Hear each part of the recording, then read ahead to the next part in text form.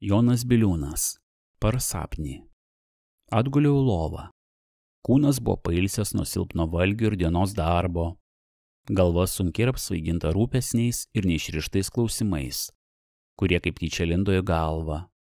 Klaidžiojo po urvelius mano smegenų ir nerasdami ten gystinos išeigos, rinkosi į kuopą. Ir kaip rūkas dangstė mano protą. Organizmas pageidavo atilsio, bet ausyse nuo sujudintų driksnių ūžė ir skambėjo visokie balsai, o sukeltos liūdnos mintis, kaip mašalai, sukėsi po mano galvą ir ilgai nedavė užmigti. Ant galo apsnudau ir mano omenę pradėjo lankyti nerimus sapniai. Pasijutau tartum šviesioje pasaulyje, kurią mes vadiname dangumi, kur auga rojaus medžiai, gieda stebėtini paukščiai, kur mūsų šventi sentėviai gyvena be jokių rūpesnių ir vargų, drąsių mislių ir pageidimų. Ir pamačiau patį sutvertoje svieto. Jis sėdėjo ant aukšto spindančio sosto ir visamatančiomis akimis maloniai veizėjo ant visos pasaulės ir ant nesuskaitomų minių aniolų ir šventųjų, klūpančių aplinkui jo sostą. Bet ūmai jo veidą apsiautė tik užmatomas rūpesnio šešolėtis ir pašaukęs iš minios aplinkui stovenčių aniolą, jis tarė jam: Tikras tarne, nesykį siunčiau tave pildyti mano paliepimus ant žemės. Siunčiu ir dabar. Keliauk pas vieną dievobaimingą žmogelį, ūkininką Žagarį, ir paskyręs nuo kūnų atnešk dūšias jo mylimų sūnaus ir dukterės. Lai amžinoj laimiai jie garbina sutvertoje savo. Noris sunkiai kovoju, nepildančius prisakymų mano, bet neužmirštų mažiausiojo ištarnaujančių man. Dėl to noriu palaiminti Žagario šeimyną, nes jis visados buvo tikru tarnu mano. Noris matau didę jo meilę prie vaikų, bet žinau, kad jo sūnus, gyvendamas ant žemės, išeitų mokslus ir užmiršęs vardą sutvertojaus savo, kiltų prieš valdžią ir senus įstatymus mano. O duktė, įsitikėdama broliui, sektų pėdomis jo prapulties. Ir tuo ne tik tai abu, dabar būdami nekaltais, pražudytų dūšias savo, bet dargi užkirstų kelią išganimui savo tėvo, nes ant jo pultų visi paržengimai vaikų. Dėl to eik, ištraukė jaunas dūšias nuo prapulties amžinos, kad dievobaimingas tėvas nematytų paklydusiais vaikų savo, bet galėtų susieiti su jais pas mane. Girdėjau, kaip po tų sutvertojaus žodžių nesuskaitomos minios aniolų ir šventųjų stebuklingais balsais pradėjo garbinti viešpatį savo. Ir mačiau, kaip aniolas mostelėjo savo baltais sparnais ir vienam akies mirksnį parskridęs neprabežiuotą plotą oro, tarp dangaus ir žemės, įlindo pro langą stovinčią ant Dubysos kranto Žagario gryčią, kad ten išpildyti paliepimą viešpaties savo. Paskui staigu viskas atsimainė ir aš pasijutau nedideliai bažnyčioj. Buvo dar ankstus rytas. Bobinčiui poteriavo suklaupę kelios moteris ir 2 apdriskusių ubagų. Zakristijonas sukėsi apie altorių. Matyt, kunigas taisėsi išeiti mišion. Aš stovėjau prie sienos ir rodos, kaip niekados nebuvęs bažnyčioj, dairiausi aplinkui, prisiveizėdamas ir klūpančioms moterims ir spindančiam, papuoštam liktiorais ir brangių kryžių altoriui. Staigu nuo gatvės davėsi girdėti liūdna gaida giesmės, kuri kaskart darėsi aiškesnė ir balsesnė. Ir štai pro atviras bažnyčios duris įėjo kuopa liūdnai giedančių moterų ir vyrų, nešindama mažą grabą. Tai buvo laidotuvės. Nešėjai pastatė grabą ant morų, giesmės balsas nutilo. Ir visi žmonės, išsiskirstę po bažnyčią, suklaupę ėmė poteriauti. Tykiai gulėjo grabe lavonas. Štai pro bažnyčios duris pamačiau įeinantį susikumpinusi vidutinio ūgio žmogų. Jis skubinai priėjo prie grabo ir puolęs ant kelių, pradėjo bučiuoti žemę ir balsiai verkti. Garsas jo vaitojimo sklaidėsi po bažnyčią ir atsimušdamas nuo jos sienų, kaip liūdna gaida, skambėjo poteriaujančių ausyse, dasiekdamas jų širdis. Dvi apysenį moterį prijuostėmis šluostė savo veidą, o senas susikumpinęs žmogus vis verkė. Jo gailestinga gaida, kilstanti vis aukščiau ir aukščiau, trukdė poteriuojantiems maldą, ir visi nerimastingai dairėsi aplinkui.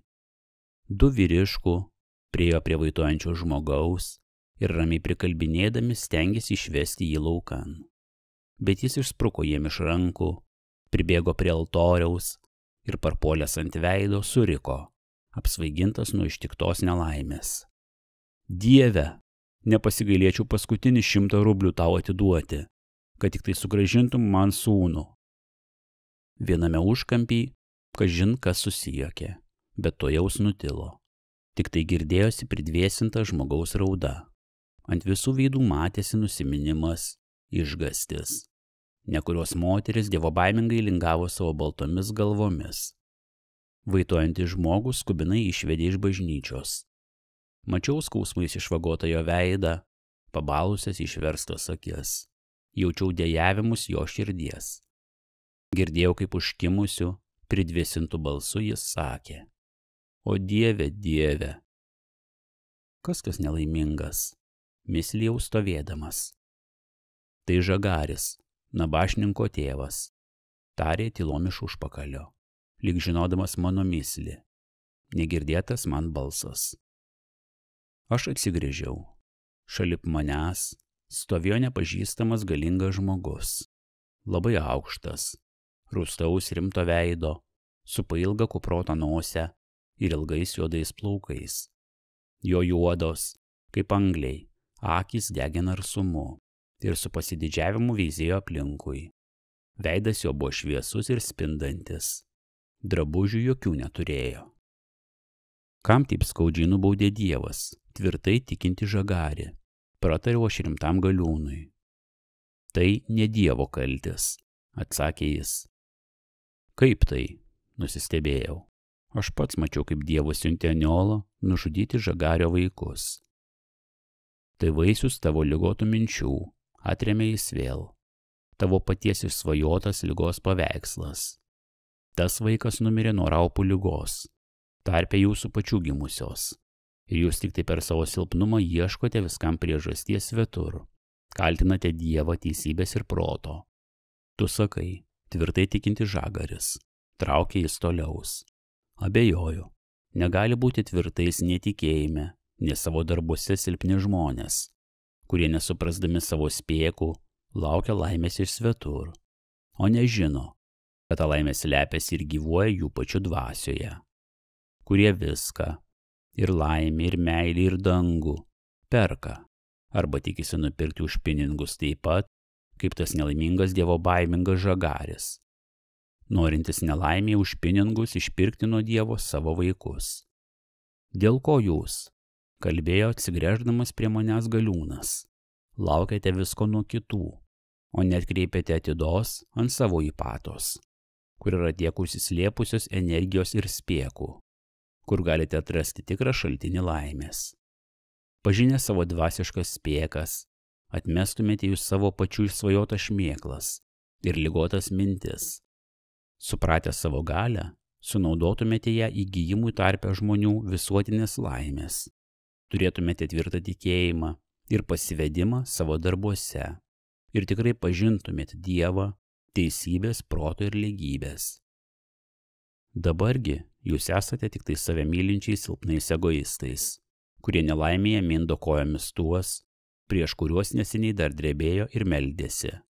Žiūrėk, jei netiki, tarė jis, paėmęs mane už rankos. Aš pakėliau akis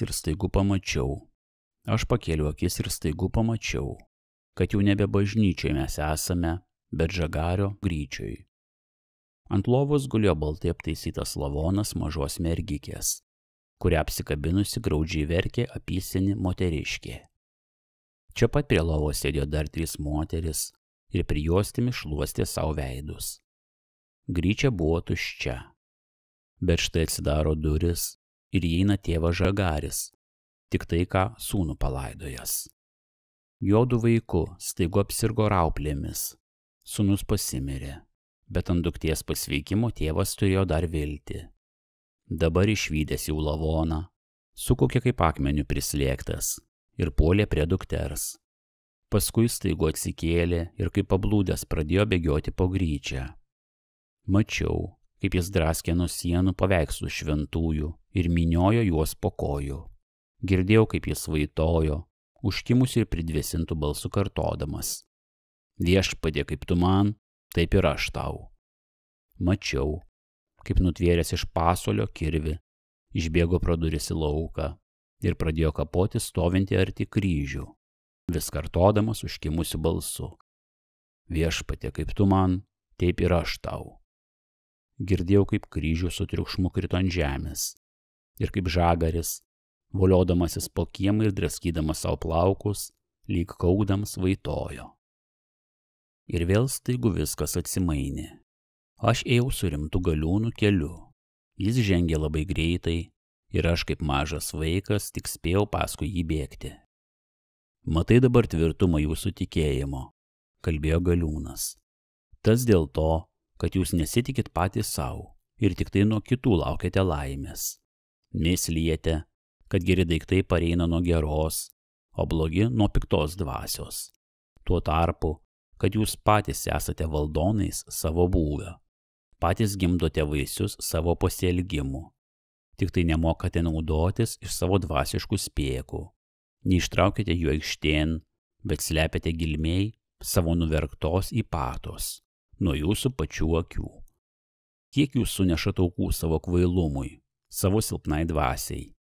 Kiek pražudėt mažų kūdikių ant aukos melagingiems dievaitiems? Kiek sudeginot narsių proto vyrų ir nekaltų moterų? Kiek dar ir dabar padedat savo kraujo, puošdami auksu jų šmėklas? O tuo tarpu tikro Dievo teisybės, proto ir lygybės nepažįstat. Jūs vergai, velkantieji ant sprando savo jungą. Jūs įvelkat jau ne 1000 metų ir lygi šioliai negalite nuo jo nusikratyti. Jūs ant savo sprando užsidėjote valdonus ir nuo jų, o ne nuo piktos dvasios, pareina blogi apsireiškimai jūsų gyvenimo. Paveizėk aplinkui, tarė jis mostelėjęs ranka. Matai gaują didžturčių ir valdonų, laikančių savo leteną ant 100, 1000 ir milijonų žmonių. Ar matai, kokius turtus tie nuverkti žmonės krauna savo valdonams, o patys tuo tarpu skursta varguose? Jūs mėgstate kaltinti savo nelaimėse piktas dvasias ir visokius maištininkus. Tikite, kad jie yra šaltinių jūsų vargų, o tuo tarpu nematote, kad didžiausių jūsų priešų yra valdžia, kuri parkreipdama tikėjimą siūlo jums nusižeminimą ir vargus, o apie brolystę ir lygias tiesas užmiršta. Vardan tos valdžios liejasi kraujas varguolių, viešpatauja tamsybė. Po jos prieglobą didžturčiai traukia iš jūsų paskutinės syvas doros, išjuokia ir mindo po kojų jūsų seseris. Pargirto klysti ir kitus įrankius atima į savo kišenį nuo jūsų paskutinį kruvinai uždirbtą grašį. Nepiktos dvasios, ne maištininkai ardo jūsų gyvenimą.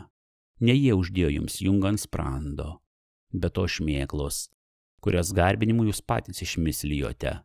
Tie valdonai, po kurių leteną su nusižeminimu padėjote savo sprandus.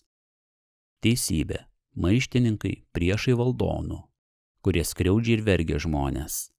Jie visados kovos prieš terioniškus valdžios apsireiškimus, kokiagi ta valdžia bebūtų. Visuomet sėjo ir sės pasipriešinimo grūdus žmonių širdyse. Dėl to valdonai keikia savo priešus iš sakyklų, piktos dvasios šalininkais juos vadindami. Bet piktomis dvasiomis jie yra tik tai dėl valdžios. Jumsgi jie yra geriausiais draugais, nešiotojais laisvės, stiprybės, narsumo ir lygybės. Tie visi maištininkai, sudeginti ant laužų proto vyrai, kankinami ir persekiojami, duoda jums puikiausią pavyzdį kovos ir pasipriešinimo terioniškai valdžiai. Sekdami tuo jų pavyzdžiu, jūs tobulinate savo gyvenimą, gerinate būvį, nešate ant savo pečių visos žmonijos geresnę ateitį ir laimę.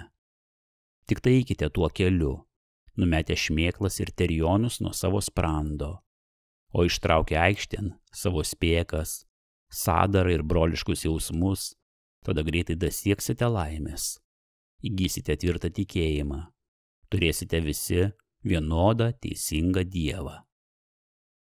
Taip kalbėdamas Galiūnas atmetė uždangalą ir parodė man nuverktą žmoniją.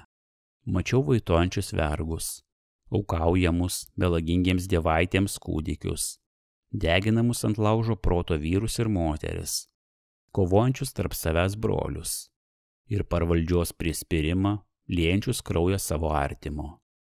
Mačiau didžturčių kambariuose išjuoktas ir paniekintas varguolių dukteris, gyvuliškai pardoliojamas moteris ir vaikus, darbininkus, nuo vargų ir sunkaus darbo pajodavusius, ligotus, atiduodančius savo spėkas ir gyvastį pininguočiams. Girdėjau tų nelaimingųjų vaitojimus ir keiksmus liemsmui. Jaučiau skausmus jų nužemintos, pamintos po kojų įpatos ir siaurus apsireiškimus jų dvasios. Ir mano širdis plyšo iš gailesčio. Pasakyk, kas tu toks esi? Išmokink, ką reikia daryti. Surikau ne savo balsu, tverdams už rankos Galiūną. Bet staigu atbudau ir viskas pranyko. Jaučiau tik tai krūtiniai smarkų plakimą širdies. Visi kūno sąnariai skaudėjo, galva buvo sunki ir karšta. Veidas išpiltas prakaitų. Ausyse skambėjo ir ūžė visokie balsai. O už lango, kaip atbalsis nelaimingų varguolių, be parstojaus kaukė, staugė ir verkė šiaurinis vėjas.